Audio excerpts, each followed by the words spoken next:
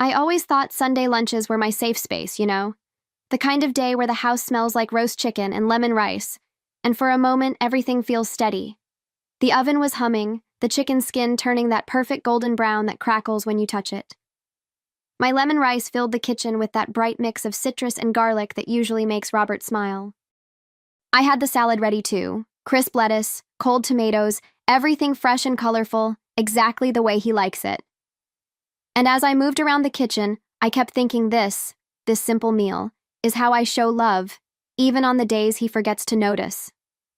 Robert sat at the table pretending to help the way he always does now, phone in hand, thumb scrolling, half listening to the world around him, half lost in whatever he finds more interesting than us. You know that feeling, right? When someone is physically there but emotionally miles away? That's what it felt like watching him, like I was cooking for a shadow of the man he used to be. There was a time he'd sneak up behind me, kiss my cheek, taste the sauce, call me chef. Now the only thing he lifted was his phone, and I tried, really tried, not to let that sting too much. I placed the roasting pan on the table, the clatter louder than I meant it to be. We were just about to sit down when the doorbell cut through the moment, sharp and unexpected. I looked at Robert and asked, "Robert, are you expecting someone?" Without even lifting his eyes fully, he muttered, "No, probably a delivery." But something inside me tightened, that quiet instinct that whispers something's off. I walked to the door, wiped my hands on a towel, opened it, and felt the world tilt as I saw her standing there, holding something I couldn't yet understand. She was standing there like she had every right to be on my doorstep, chin lifted, eyes cold, holding a pregnancy test with two bright red lines. For a second, I couldn't even breathe. My brain tried to make sense of what I was seeing, but nothing added up. The sunlight behind her made everything surreal, like the world had tilted just a few degrees without warning. I felt this strange buzzing in my ears, the kind you get when shock hits you too fast. My fingers tightened on the edge of the door, nails digging into the wood as if that could steady me. And still, I managed to whisper, "Can I help you?" Even though my heart had already dropped to my stomach. She looked me up and down with this cold, practiced confidence, like she was used to walking into people's lives and detonating them. Her voice came out flat, almost bored, when she said, "Where is Robert?" I blinked, confused, offended, scared, all at once.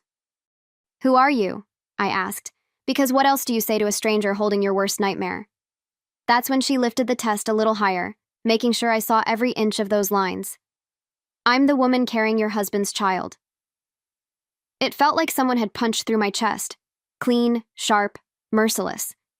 I didn't say anything at first. I couldn't. My body just locked. Behind me, I heard the faint scrape of Robert's chair, like he finally realized something required his attention. The woman didn't wait for permission. She brushed past me and walked into my house as if she owned it. I followed in a daze, watching her toss the pregnancy test onto my dining table, right next to the roast chicken I'd spent hours preparing. Robert's face drained the moment he saw her, and he whispered, "What the hell are you doing here?" In that moment, I already knew lunch was over. Whatever life I thought I had was over too. Robert's whisper barely left his throat before she shot back, "You didn't answer my calls, so I came." The way she said it, so casual, so entitled, made my skin crawl. I felt myself shaking, not violently, just that quiet tremor you get when your body realizes something your heart refuses to accept.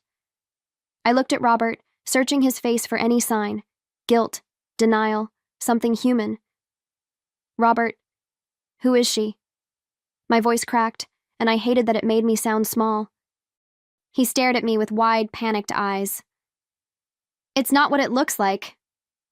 She laughed, a bitter, sharp sound that sliced right through the room. "Really? Should I tell her about the weekends? The hotel rooms?" She stepped closer, crossing her arms like she'd been waiting months for this moment. "Or the time you said you'd leave her for me?" My heart was pounding so hard I could feel it in my teeth. Every word she said felt like another blow landing. I stepped back, tears blurring the edges of everything. "Robert, tell me she's lying." He didn't. That was the worst part. He didn't say no, didn't explode in denial, didn't defend me, us, anything. He just stood there, breathing like each inhale hurt. "Sophia, please," he whispered, and the silence after that told me everything I needed to know. "Tell me she's lying," I repeated, but the words tasted like ashes. They already knew the truth before he answered. I made mistakes," he muttered, and I felt something inside me snap so quietly I almost didn't hear it. "Mistakes?"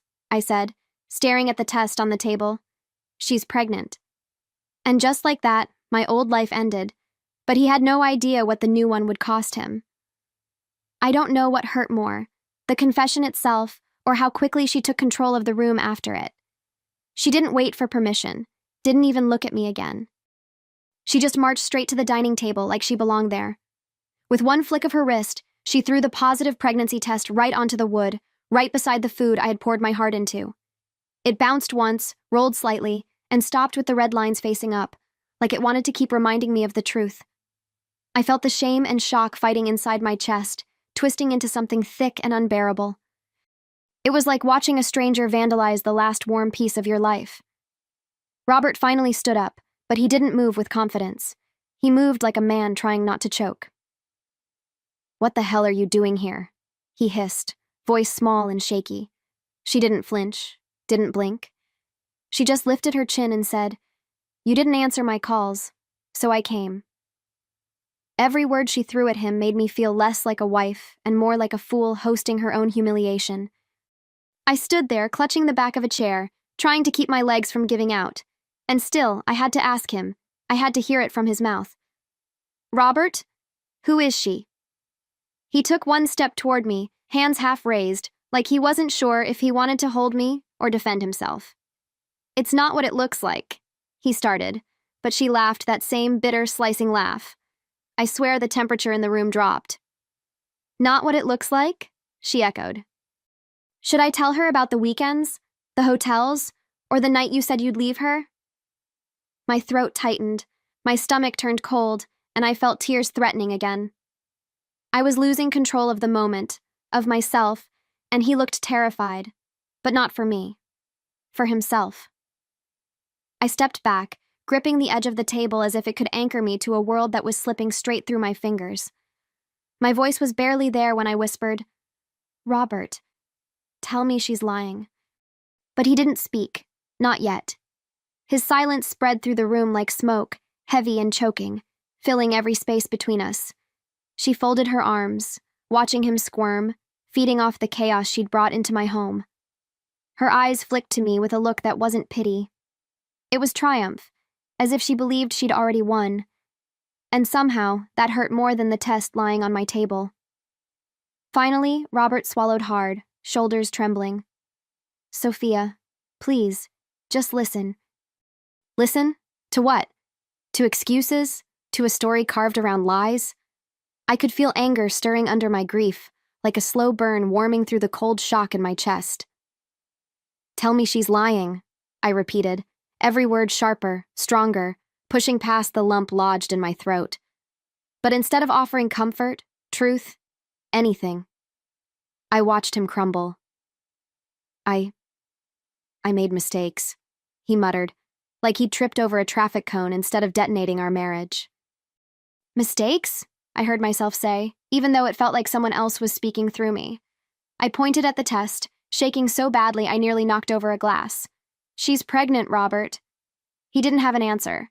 His mouth opened, closed, but nothing came out. No denial, no explanation, no shred of the man I thought I knew.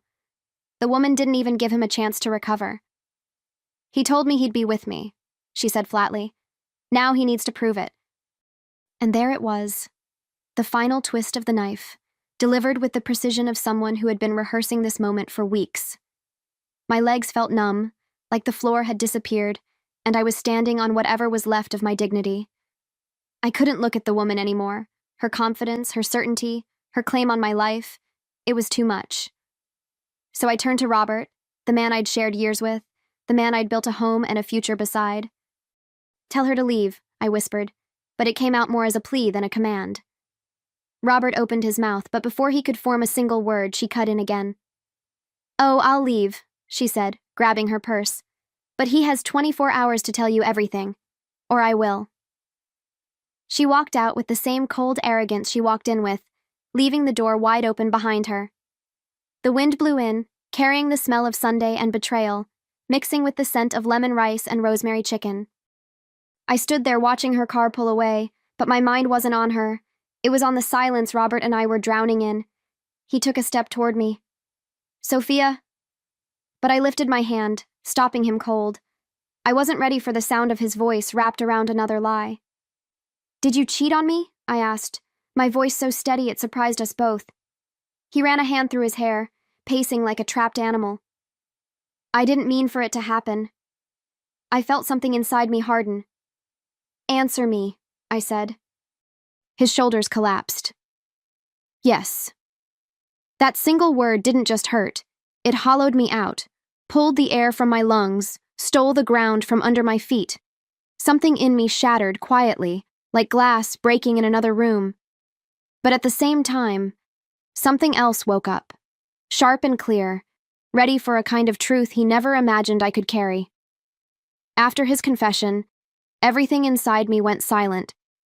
Not calm, not peaceful, just empty, the kind of emptiness that echoes.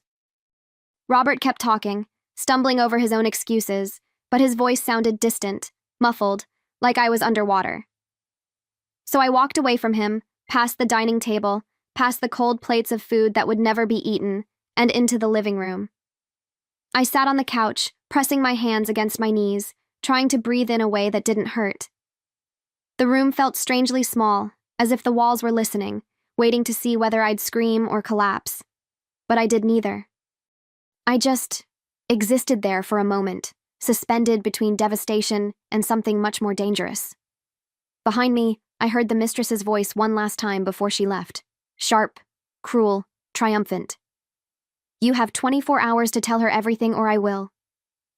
The door slammed, and then it was just Robert and me, drowning in the wreckage of our life. He hovered near the doorway, afraid to come closer, afraid to leave, afraid of everything he had set in motion. "Sophia, please, listen." He started, but I lifted my eyes to him, and whatever he saw there made him flinch. "Did you cheat on me?" I asked again, not because I needed the answer, but because I needed him to say it without hiding behind excuses. He tried to sit beside me, but I shifted away, and the distance between us felt like a canyon. "I didn't mean for it to happen," he whispered, head in his hands. It was pathetic, really. How small he looked, how desperate. I repeated, "Answer me," because honesty was the only thing left that he owed me. When he finally lifted his face, tears clinging to his lashes, he whispered the truth that ended us. Yes. And the sound of it, quiet, broken, was somehow worse than if he'd shouted. If you'd asked me in that moment what I felt, I couldn't have named it. Pain? Yes. Deep, suffocating pain. But also a strange, sharp clarity cutting through it. Because as I stared at the man who had just blown up our life, another truth rose inside me. I wasn't powerless. Not yet. Not with everything I knew about the things he tried so hard to hide. While Robert stood there shaking, something inside me shifted in a way I didn't expect. It wasn't forgiveness, and it wasn't rage. Not yet. It was clarity, sharp as a needle and just as precise. I looked at him, really looked at him, and I saw a man who thought cheating was the worst thing he'd done. He had no idea, because while his affair was tearing my heart apart, another part of me remembered every secret he'd begged me to keep, every shady invoice I'd helped him organize, every undeclared payment I'd watched him pocket, every lie he told the world with a straight face. It's funny how betrayal rearranges your mind. You start connecting dots you ignored for years, not because you were stupid, but because you were loyal. I remembered the nights he asked me to, "Just sign this real quick," waving paperwork in front of me with a kiss and a smile. I remembered the strange bank deposits, the business gifts that never existed, the messages he made me delete before he even read them. And I remembered the screenshots I kept, old, dusty, forgotten, because some instinct told me one day I might need them. Turns out, that instinct was right. Robert walked toward me slowly, like I was a bomb he'd accidentally armed and didn't know how to defuse.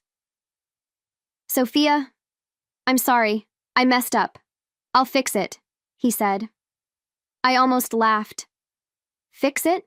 As if this was a scratched plate or a late bill.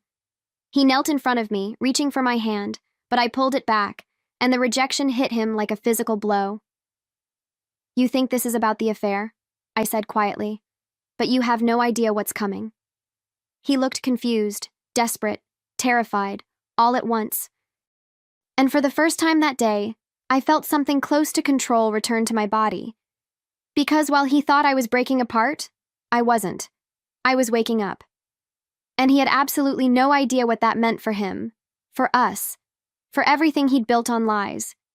He thought I was the wounded wife, but I was becoming something else, a woman with nothing left to lose and every truth in her hands. Robert didn't know what to do with the silence between us, so he paced, back and forth, like a man trying to outrun the truth. He kept mumbling apologies, promises, nonsense about fixing things, but none of it landed. Because the reality was simple. The life we had was gone, and the version of me he thought he could manipulate had died the moment he said yes. What remained was someone he'd never seen before, someone he never imagined I could become. Someone who remembered things he hoped I'd forgotten, things that could burn his world to the ground. I leaned back against the couch and closed my eyes, letting my breathing steady.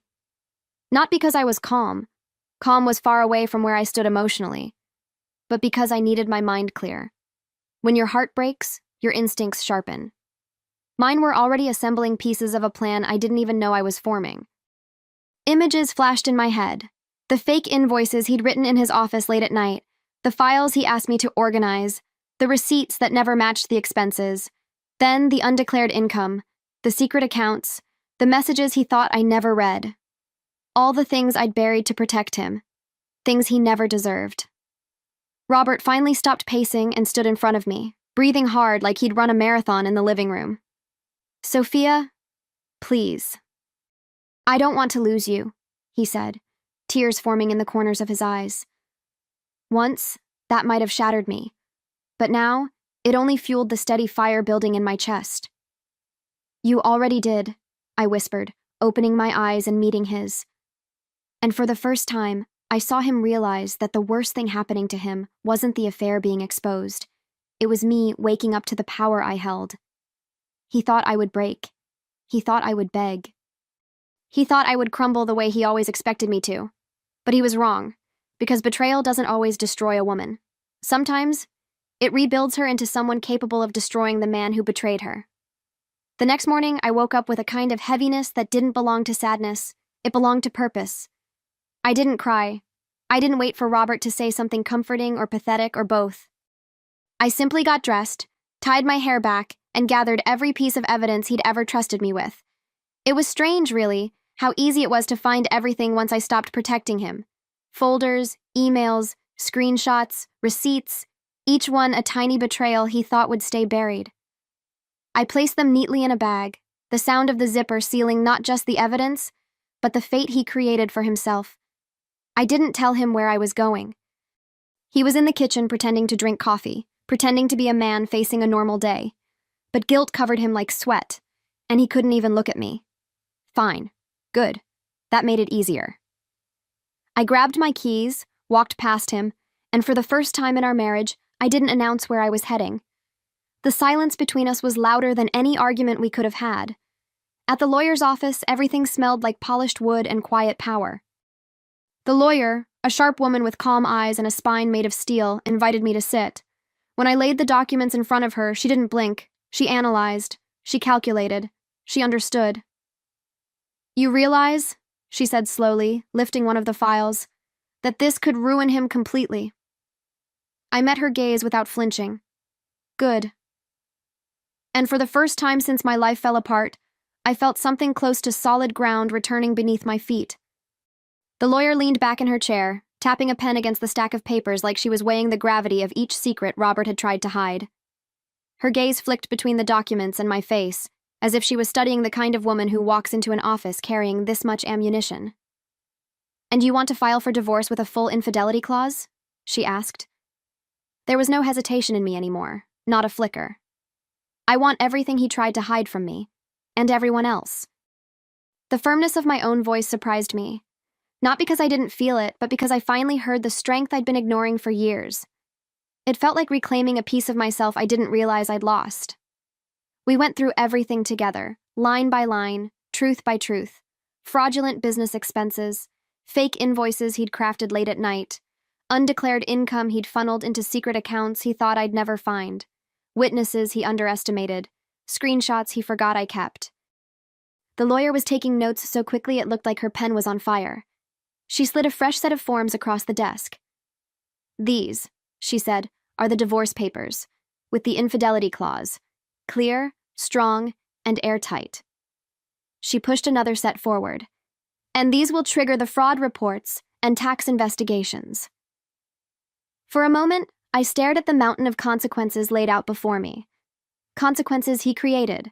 Consequences I was finally ready to unleash.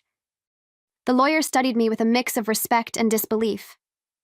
"Your husband is going to lose more than a marriage," she said. I nodded, because she was right.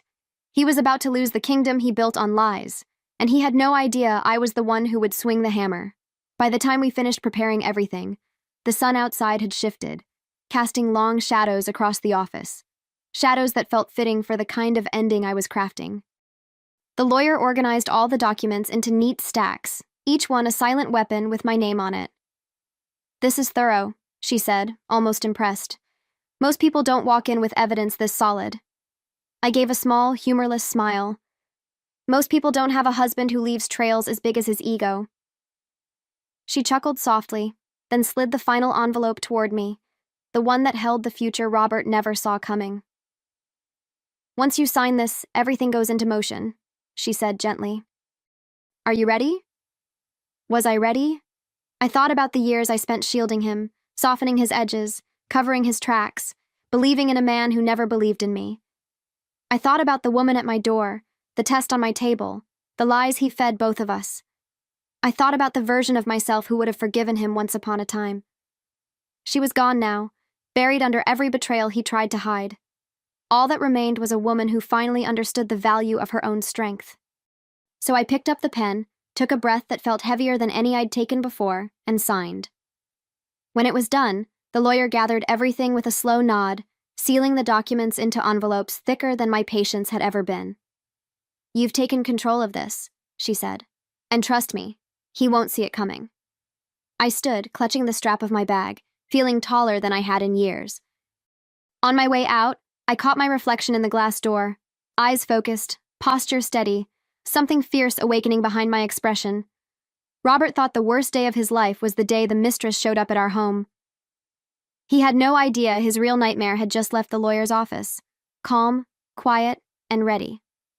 I waited for Robert that evening with a calmness that felt almost unreal, like the still air right before a storm hits. The house was quiet, too quiet, and every tick of the clock sounded like it was counting down the last moments of the life he thought he still had. I sat at the dining table, the same table where my world had shattered just days before, but now it felt different. It felt like a courtroom, a battlefield, a place where truth would finally get its turn to speak. When Robert walked in, he looked exhausted, shoulders slumped, tie loosened, the weight of his lies dragging behind him like a shadow. He froze when he saw me sitting there, a thick envelope placed neatly at the center of the table. His eyes darted to it immediately. Guilt has a way of recognizing its own reflection. "What's this?" he asked, voice thin, as if he already feared the answer. I gestured toward the chair across from me. "Sit." He did, reluctantly, like a man about to read his own obituary. I slid the envelope toward him. "Your consequences," I said, my voice steady in a way it never used to be around him. He opened it slowly, hands trembling as he pulled out the divorce papers, the infidelity clause staring back at him like a confession carved in ink. Behind those papers were the financial documents, every fraudulent receipt, every fake invoice, every undeclared payment he'd counted on me to forget. I watched his face drain of color, watched panic bloom behind his eyes as he flipped through page after incriminating page. Sophia, please, don't do this," he whispered. But the begging had just begun. "Don't do this?" The words hit me like a joke told at the wrong funeral. Robert looked up at me with watery eyes. The same eyes he once used to convince me we were a team, we were solid, we were forever. But forever doesn't survive betrayal, and it certainly doesn't survive fraud. "I'll lose everything," he said, gripping the papers like they were burning his hands. And for the first time, his fear didn't move me. It clarified things. It reminded me exactly why I was here. "You should have thought about that," I said quietly, "before destroying me." He shook his head, breathing fast, like the walls were closing in around him. "Honey, please, I can fix this, I swear. We can go to therapy, we can—" "Stop," I cut in. "This isn't about therapy. This is about what you chose," repeatedly. His mouth opened, but no words came out, and in that silence, something powerful washed over me. It was the realization that he was finally, feeling what I'd felt the moment his mistress held up that test. He kept flipping through the documents, frantic, as if he could somehow find a loophole in the truth. "Where did you get all of this?" he asked, voice shaking. I leaned back in my chair, arms crossed, meeting his fear with the calm he never expected from me. "You taught me to keep records," I said. "I just never told you how good I am at it." His eyes widened, a mix of shock and betrayal. Imagine that, him feeling betrayed. "You're going to ruin my life," he whispered, and a strange peace settled in my chest. I leaned forward, voice low but steady. "No, Robert, you ruined your life. I'm just handing you the paperwork." He released a sound, a half sob, half gasp, as the realization fully hit him. The kingdom he built on lies, ego, and infidelity was collapsing, and I was the one pulling out the foundation. For once, he wasn't in control. And for the first time, I was. Robert sat there frozen, gripping the edges of the table like he needed something solid to hold on to. His face was pale, lips trembling, eyes darting between the documents that exposed him completely. I reached into my bag and pulled out a second envelope, thinner but heavier in meaning. When I placed it in front of him, he stared at it like it might explode. What is this?" he whispered. "Give that one to her," I said. "Tell her the father of her baby is broke and under investigation." He flinched as if the words had slapped him. "No, Sophia. Don't drag her into this. She didn't deserve—" I laughed, a sound I didn't plan, sharp and humorless. "She didn't deserve?" She walked into my home with a pregnancy test like she was delivering a wedding invitation. The anger inside me wasn't loud. It was controlled, steady, like coals burning hot under the surface. "She helped you destroy our marriage. Now she gets to watch yours fall apart before it even begins." He collapsed into the chair, shoulders caving inward as if someone had cut the strings holding him up. "I'm begging you," he whispered. "Please. I have nothing left." And for the first time, he was telling the truth. He really had nothing. No marriage, no business, no future that resembled the one he'd built on secrets. I stood, feeling the weight of finality settle onto both of us. "You didn't beg when you destroyed our home," I said softly. And it wasn't rage, it was justice. He pressed his hands over his face, the sound of his shallow breathing filling the room like a confession. And in that moment, I realized something simple, something freeing. I wasn't staying in that house, that life, or that version of myself any longer. The moment I walked out of that room, I wasn't his wife. I was the woman who ended his kingdom. He thought he owned the last word, but he was wrong. I did.